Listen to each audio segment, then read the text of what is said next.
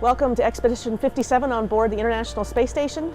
Today we're doing some really cool science. This is Alex Gerst over here with me, and we are working on Parkinson's disease. What we're looking at here is a special protein kinase, or protein crystal structure.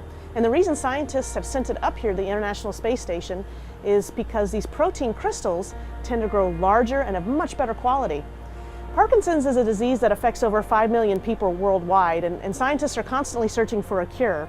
And what we discovered was that here in the microgravity environment, these crystals really like to grow. So if scientists can better elucidate or clarify the structure, then they're better able to develop an inhibitor drug for Parkinson's. And not only an inhibitor drug, but an inhibitor drug with very few side effects. So what Alex is doing here today is he's obviously working on the wall, is what it seems like here in microgravity, and he is. He's got a microscope above him, and he's got a plate that he filled with this special protein crystal structure just a few days ago.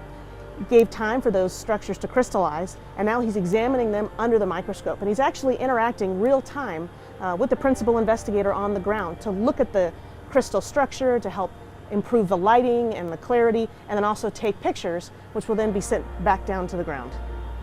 So here on board Expedition 57, we're very proud to be taking part in this experiment. I think in the past few years, scientists have realized that the microgravity environment is such a unique environment to grow things like cells or protein crystals. And it provides a new way to help us look at diseases in a better way, to help us develop new medications for these diseases. And so we're happy to be taking part in this science up here.